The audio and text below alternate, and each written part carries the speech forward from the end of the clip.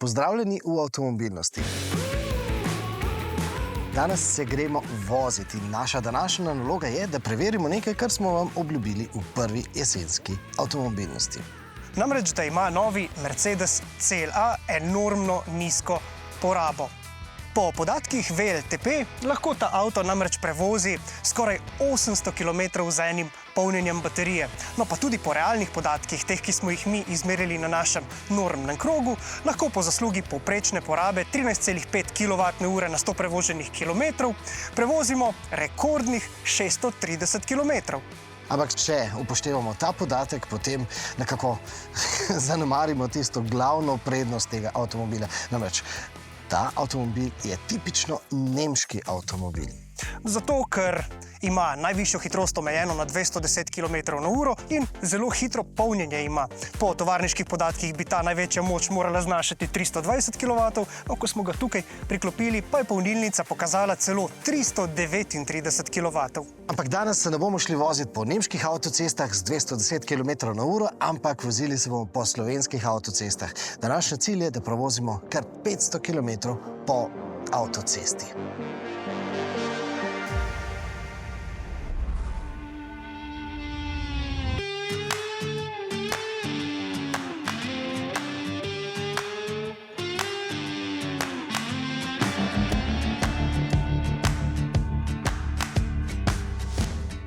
Naj vam za začetek na hitro predstavim naš današnji 500-kilometrski avtocestni krog. Torej, začeli smo v Novem mestu, kjer smo na hitri polnilnici do konca napolnili baterijo, zdaj pa nadaljujemo po dolenjski avtocesti proti Ljubljani. Ljubljano obvozimo, se priključimo na Štajersko avtocesto, jo prevozimo, se priključimo na Pomursko hitro cesto, potem pri Lendavi avtocesto na hitro zapustimo, presekamo navzdol na Hrvaško in se pri Varaždinu ponovno vključimo na avtocesto in potem mimo Zagreba zaključimo v Novem mestu.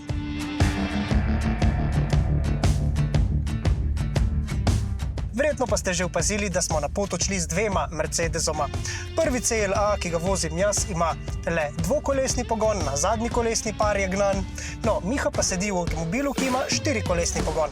In mislim, da bo to dalo še eno zanimivo dimenzijo oziroma primerjavo našemu testu.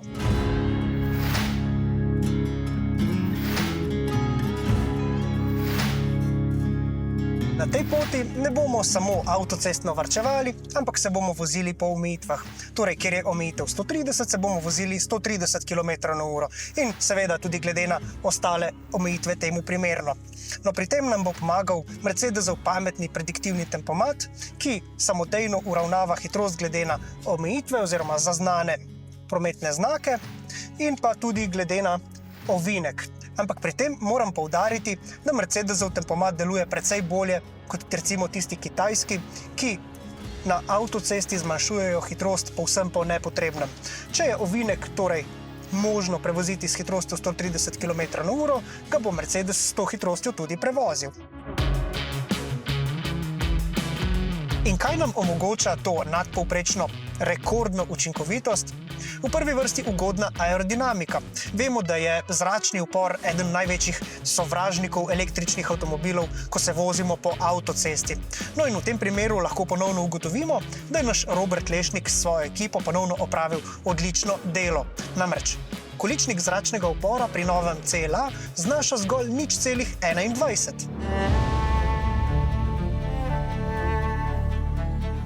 Drugi pomemben dejavnik pa je to, da ima novi CLA dve prestavi.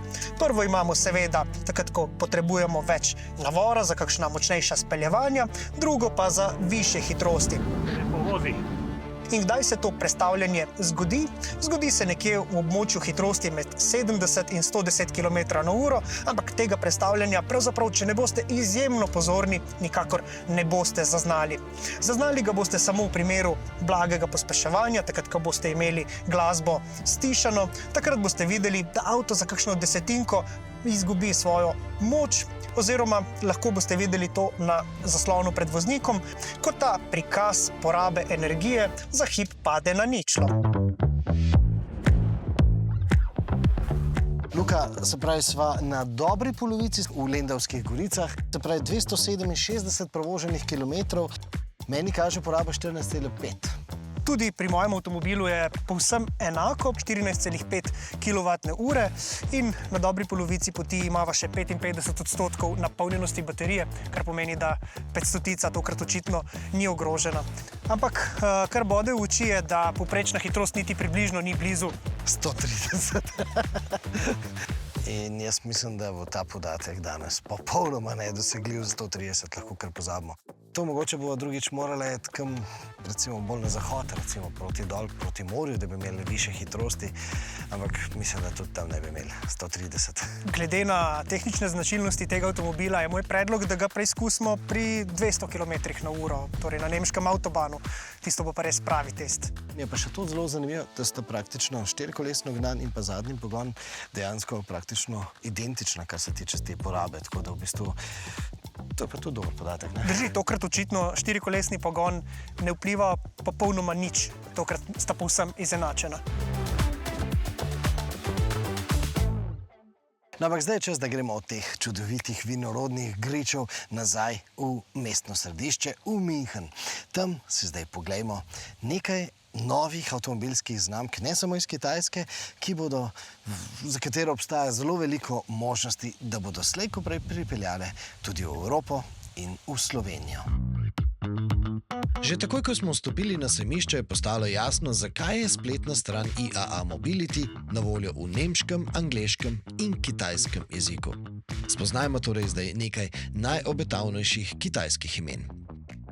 Večina kitajskih znamk je nastopila na sejmišču, kar je razumljivo, tam se je pač dogajal posel in kitajske znamke so zdaj v fazi iskanja svojih evropskih partnerjev. Zato pa je bilo toliko bolj zgovorno, da je znamka BYD nastopila v samem mestnem jedru in to prav nasproti izredno obleganega Volkswagenovega razstavnega prostora. To nam pravi, da je BYD zdaj v Evropi že uveljavljen igralec. No, v Sloveniji BYD zdaj pa res pričakujemo že zelo kmalu. Če bo šlo po planu, bo čakanja konec še pred koncem tega leta. In kot je znano, BYD je približno toliko ljudski, kot je ljudski Volkswagen. Evropska kakovost ima pač evropsko ceno. No, cenovno nekoliko više naj bi kotiral XPeng, ki je z odprtjem pisarnem v Budimpešti uradno sporočil svojo prisotnost pri nas.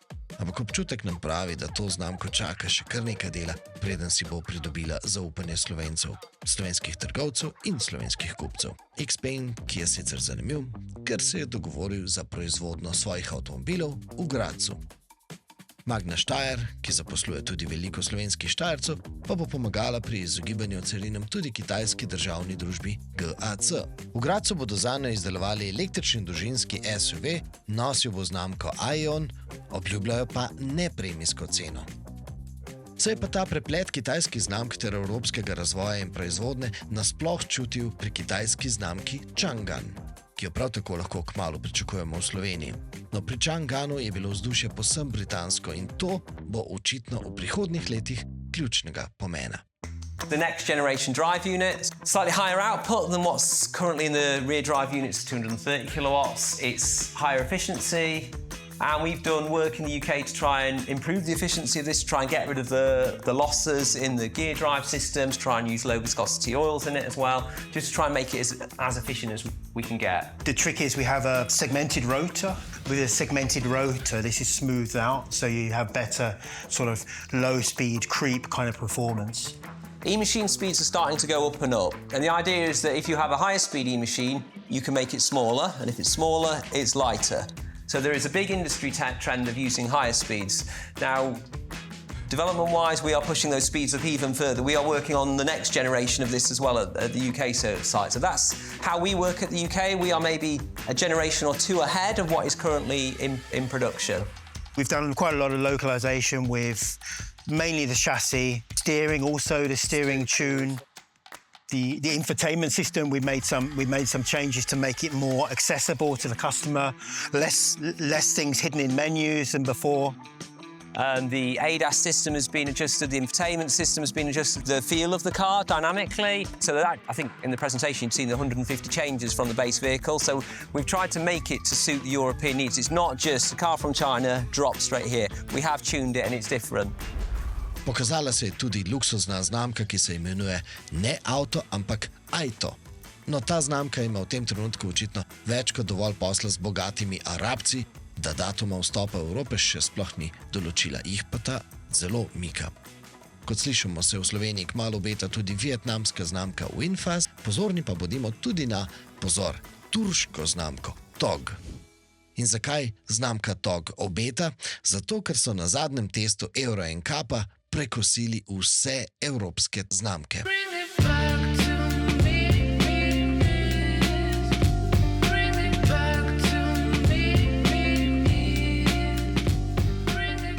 No, zdaj, ko smo vstopili na Hrvaško in je res postalo že očitno, da ja, imamo električnega dolgoprogaša, no zdaj vas seveda zanima, ja, koliko pa to stane.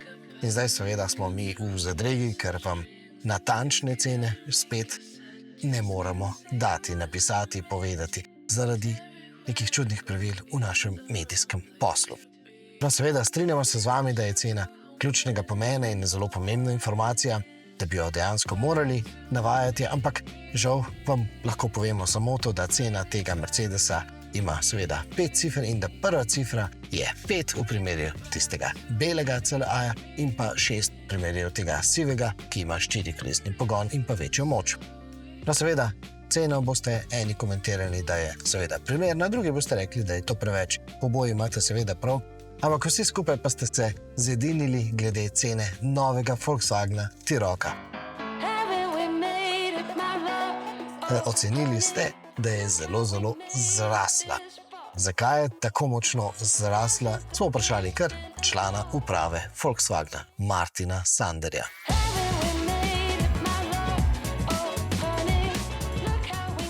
We're saying that our new cars should be affordable. That is great, but they should also be great products. Yeah, affordable and great. The new T-Roc is really, I would say, in some regard, a different product from the present T-Roc because it is much larger, much more space in the interior. We are not offering the manual anymore. All T-Rocs are coming with automatic transmission, and all T-Rocs are coming with hybrid technology. So when you compare the entry price of the current T-Roc with the new T-Roc, it's not really comparable because it's a product with much, much more technology. And it's bigger. When you compare like to like, yeah, then you will see that the price is basically the same.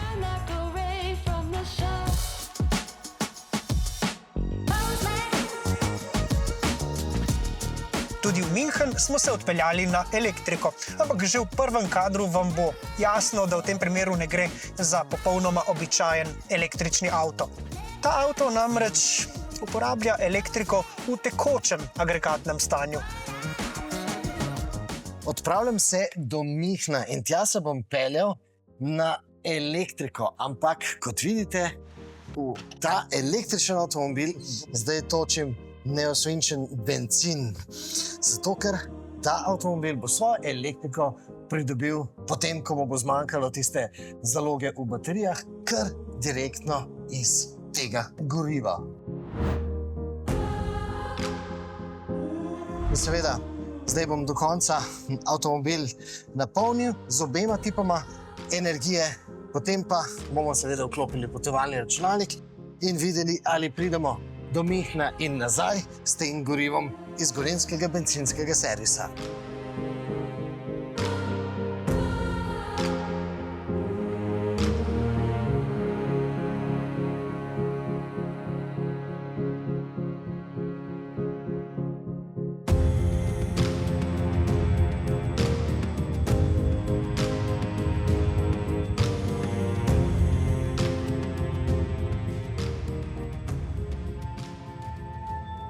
Hvala Bogu za zastoje, za prometne zamaške. Namreč na tisti klasični cesti po avtocesti mimo Salzburga, no tista avtocesta je danes v tem modernem trenutku povsem zasičena z avtomobili. No in navigacija mi je svetovala, naj se odpravim po gorski cesti čez seveda hribe in tako prišparam kar 45 minut.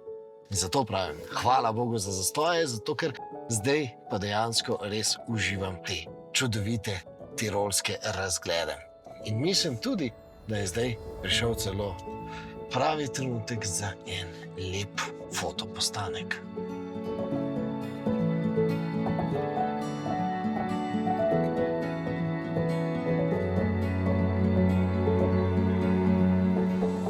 Na vožnjo je seveda zelo, zelo prijetna, ker je večinoma električna, ker pravzaprav večinoma bencinski motor sploh ne deluje. Ampak tudi takrat, kadar deluje, nekako je zelo, zelo tam nekaj daleč v ozadju, tako kot zdaj. Zdaj namreč bencinski motor deluje. Tukaj na sredinski konzoli vidim, da se motor vrti s 1700 vrtljaji na minuto. Seveda vklopil pa se je zato, ker je nivo baterije padel pod 25%. Verjetno pa je bil povod, da se je bencinski motor vključil tudi to, da smo se začeli spet vzpenjati.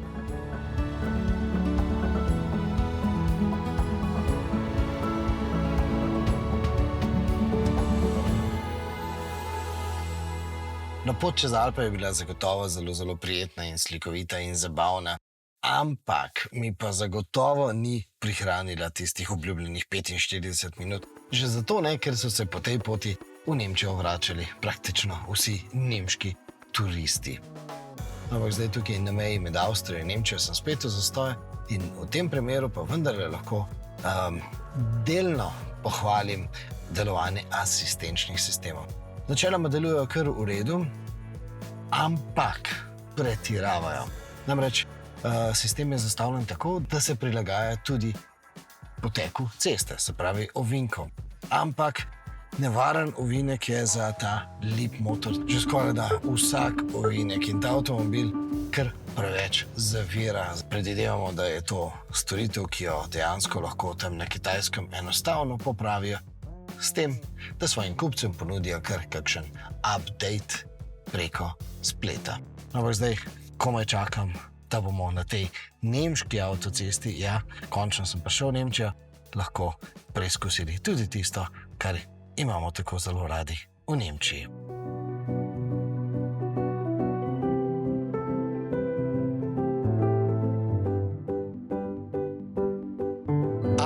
Obeti so bili očitno preveliki. Nemške avtoceste so danes tako preobremenjene, da sem na enem čisto kratkem odseku uspel doseči 155 km/h, sicer pa smo se vozili z največ 120. Tako da sta bila najbolj vznemirljiv del tega odseka klasična Targa in pa legendarni SL. No, rezervoar benzina je brez kakršnega koli napora zadostoval tudi za vrnitev v Slovenijo, skupna poraba benzina pa je bila na tej poti 6,1 litra na 100 km. Kako pa deluje podaljševalnik dosega v Leapmotorju C10? No, to nam bo pa zdaj razložil tehnični inštruktor Primož Škraba. Glede na to, da imamo dokaj veliko baterijo, lahko stalno avto vozimo na elektriko. Imamo nekje 140-150 km dosega na elektriko in zato, če nimamo daljših poti, dejansko lahko stalno avto polnimo, dosegamo učinkovitost električnega vozila, ker nimamo dodatnih parazitnih izgub zaradi menjalnika in tako naprej. V primeru, ko pa se peljemo 500-1000 km daleč, pa enostavno napolnimo bencin in se peljemo kot z bencinskim vozilom. Za kako veliko baterijo gre v tem primeru? V tem primeru gre za baterijo dobrih 28 kWh neto. In imamo tudi opcijo hitrega polnjenja, tako da če imamo možnost polnjenja, lahko baterijo napolnimo v pol ure in se peljemo naprej. Se pravi, tukaj imamo za električni avto, priključni hibrid, samopolnilni hibrid, vse v enem, tako je. Tako. A moramo zaradi tega skleniti kakšen poseben kompromis? Milo rečeno ne. Nimamo podvojenih sistemov, kot je recimo samodejni menjalnik plus elektromotor. Imamo dejansko čisti električen pogon. Edina slabost, ki pa je pa pač strošek servisiranja nekoliko višji, ker je pač potrebno v termičnem motorju tudi zamenjati olje in filter. Za kakšen termični motor gre tu? Gre za klasični atmosferski motor s prostornino 1,5 litra. Torej, brez turbinskega polnilnika, nima direktnega vbrizga goriva. Vse, kar ima, je v bistvu od ekologije, je katalizator in pa filter trdih delcev za bencinske motorje. Ni povezan s pogonom nič drugače kot samo s kablom, ki polni baterijo. Motor s 95 konjskimi močmi, kar se sliši zelo malo, lahko proizvede 50 kW energije. To se pravi, moč generatorja je 50 kW. In zdaj, če mi pogledamo, da imamo poprečno porabo na avtocesti nekje 20 kWh, smo tako v presežku. Seveda, ko pa pospešujemo, pa lahko mi v trenutku imamo porabo 160 kW. Takrat smo seveda v primanjkljaju, zato imamo baterijo, katera ima vedno shranjene dovolj energije za pospeševanje, za vožnjo v klanec in tako naprej. To je torej baterija. To je baterija. Kako je ta baterija zdaj integrirana v samo karoserijo? V primeru podaljševalnega dosega ni integrirana v karoserijo, ampak je klasično privita s parimi nosilci. Kemija je tipa LFP. Aha, torej enako kot pri povsem električnem. Tako, torej robustna izvedba. Potem naprej vidimo rezervoar za gorivo, ki je narejen iz nerjavečega jekla. In seveda naprej je pa elektromotor, ki je popolnoma enak kot na električni izvedenki, torej na zadnji osi imamo 160 kW oziroma 218 konjskih moči. Torej s 95 konjskimi močmi poganjamo 218 konjskih sil, ki jih pač potrebujemo. Elektromotor je hlajen z oljem, tako da je bolj učinkovit in pa seveda tudi življenjska doba je daljša. Ima pa tudi servisni interval, tako da se na vsakih 60 000 km zamenja olje in filter v tem motorju.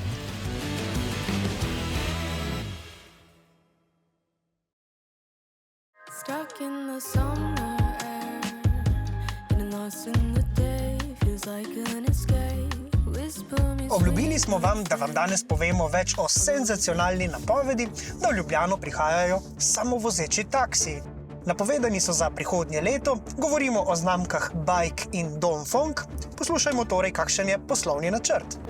Slovenijo bomo to zelo hitro pripeljali, samo da... Hitro, kaj to pomeni hitro? Ja, takoj, ko bo to mogoče, ne glede na zakonodajo. Glede tega sem pa malo skeptičen, da se bo to hitro zgodilo. Glede na to, da se pogovarjamo že o številkah, mogoče prej kot kasneje. Govorijo o mesecih ali Naš cilj je naslednjo leto. poslovni načrt, taksi služba? Poslovni načrt je, mi že imamo svojo firmo, ki se ukvarja z sharingom. V Ljubljani imamo preko 70 vozil, ki so že na voljo. Razlika bo samo v tem, da zdaj morajo uporabniki sami voziti avto, potem pa ga ne bojo več rabili sami voziti, ampak ga bodo samo poklicali preko aplikacije in se usedli van in odpeljali. Brez kakšne infrastrukturnih elementov ne bo šlo, ne? Ne gre brez infrastrukture, ampak pravno mora biti dovoljeno. To je edini zadržek. Pa bo varno to delovalo v kombinaciji s Mislim, če slovenskimi deluje v San Franciscu, pa v Los Angelesu, pa v Pekingu, pa v Wuhanu, pa v Berlinu, bo tudi v Ljubljani. Ok, ampak vse posod govorijo zdaj v mestih, kjer so dejansko zelo dobri zemljevidi, zelo pomapirana območja, kjer v bistvu te stvari delujejo. A je Ljubljana že pripravljena na to? Je pripravljen. Kako bi pa to mi lahko preverili? Takoj, ko bomo dobili prvi avto, boste prvi, ki boste imeli to možnost, da to testirate. Se pravi, komaj čakamo tako prihodnost. Tudi jaz. Koliko pa to stalo? To pa težko rečem. Ampak tako, čez palce. Ja, glede na to, da je to že v množični uporabi in v Ameriki, in na Kitajskem načeloma, se pravi, cene mogle biti dostopne tudi pri nas. Ciljam predvsem na to, na Kitajskem je včasih to tudi cenejše, zaradi tega, ker se gradi zaupanje. Bo to tudi v Sloveniji tako? Jaz mislim, da tukaj najbolj pomembno je to, da čim prej to tehnologijo dobimo, da jo predstavimo trgu, da na eni strani in pravni vidik rešimo, na drugi strani, da uporabniki zgubijo nek strah pred tem, da se avto sam pele. Potem pa, bom rekel, drugo ali pa tretje vprašanje je pa, kakšna bo zdaj ta dostopnost, ali bo to 1 evro po kilometru ali pa 10 centov. Mislim, da v tej fazi ni tako ključno. Koliko bo pa široko območje, kjer bodo te delovali? Ja, v vsakem primeru najprej znotraj ljubljanskega obroča. Znotraj obroča. Koliko bo flota? Ne vemo še. Za testne stvari bo nekje do 10 vozil, da bomo testirali tehnologijo, potem pa naprej. Ok, se pravim, komaj čakam takšno realnost oziroma prihodnost. Tako da, hvala.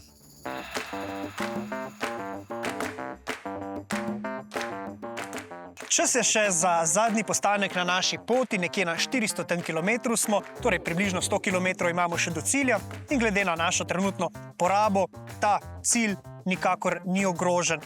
Ampak prav dobrodošlo je, ko lahko tisti dve hitri polnilnici tam v ozadju nekako samevata, namreč nobene potrebe ni, da bi zdaj še enkrat polnili avto.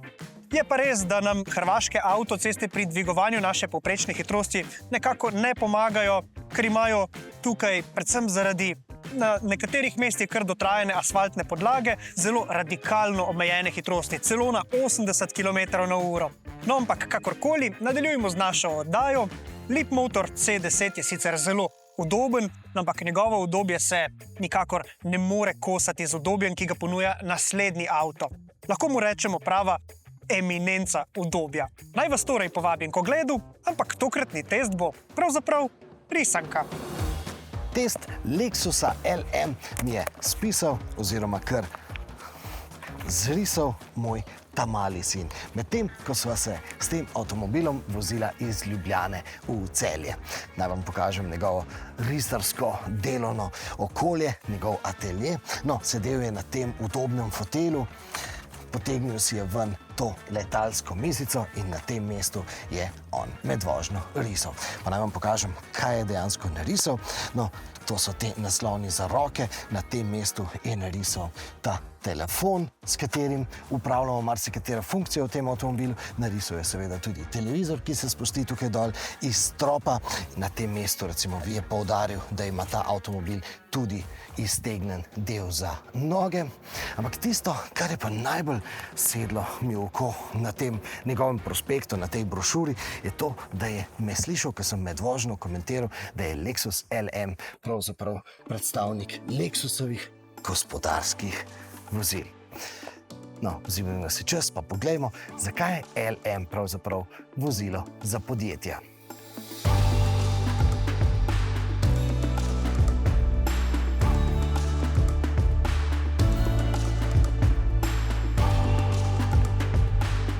Čeprav rečemo, da je to gospodarsko vozilo seveda nima nobene tiste veze s tistimi delavskimi kombiji, s tistimi kombiji, ki jih sicer uporabljamo za recimo transportiranje. Pravzaprav tukaj notri sploh ne dobiš tega nekakšnega občutka, da bi bil to predelan kombi, se pravi samo izpeljanka nekega tovornega vozila. Tukaj gre za pravi avto, tudi za pravi Lexus. In to se seveda kaže v tem, da se ta avtomobil, čeprav se vozimo po ovinkih, nekako ne tako zelo kombijevsko gunca, tudi ne stresa se. To je torej enoprostorec. Ampak čeprav je enoprostorec, ga ne boste vzeli za družinske potrebe. Če drugega ne, verjetno otroci na teh sedežih bi slej ko prej kakšno stvar tudi polomili. Ta avtomobil zagotovo ni child-proof, se pravi odporen na otroke. Zato, ker to je avtomobil, ki ga boste kupili s službenim denarjem. Ne zato, ker bi bila to neka muha oziroma želja visokega menedžerja, ampak zato, ker se bo podjetju to izplačalo, ker je to finančno smotrno. Saj je logično. Če ima podjetje zaposlenega, katerega delovna ura stane 200 € in več, njegovih 15 minut stane kar 50 € in več, potem takem bo to podjetje zelo, zelo skrbno ravnalo, da bo te njegove dragocene minute porabilo kar se da smotrno. Zato takšno podjetje ne bo svojega zaposlenega obremenjevalo s tem, da bo sam avtomobil vozil ali pa da bo šel avtomobil dejansko parkirati v garažno hišo, ker seveda to njegovo opravilo, parkiranje ne bo drago samo zaradi stroška parkirnine. In ja, tudi v Sloveniji imamo takšna podjetja, pri katerem nakup takšnega luksuznega šoferskega avtomobila ni stvar statusa, ampak dejansko finančna smotrnost. Govorimo torej seveda o visokih, tistih najvišjih menedžerjih, pa seveda govorimo tudi o politikih in pa seveda največ takšnih šoferskih avtomobilov pa najdemo pri odvetniških pisarnah. In ker so te menedžerske oziroma odvetniške minute tako zelo dragocene, je zelo, zelo pomembno, da ima ta avtomobil tukaj zadaj letalsko mizico, na katere položi svoj prenosni računalnik in potem na tem zadnjem delu, kar med vožnjo opravlja svoje delo.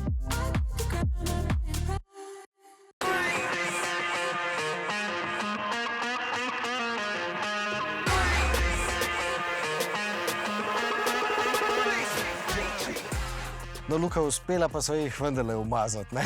Ampak ne tako kot ob tistem ekstremnem testu na dirkališču Nardo. Na obeh testih, v bistvu. In takrat, ko so šli s CLA-jem, in takrat, ko so šli s tem predhodnikom novega električnega AMG-ja. Drži. No, ampak vseeno ni bilo tako enostavno teh 500 km nabrati. Predvsem zaradi tega, ker nam avtoceste res ne omogočajo, da bi se vozili s hitrostjo 130 km/h. Jaz ocenjujem, da sva tam 40-50% vožnje mogoče vozila 130 km/h, vse ostalo pa nekoliko manj. V bistvu bi bilo bistveno lažje na avtobanu, tudi če bi se tam vozila samo 130. Je pa res, da seveda, če bi šla na avtoban, bi se vozila 210. Tako da to bo še prišparala še za kdaj drugič. To pa ostane naloga za naslednjič.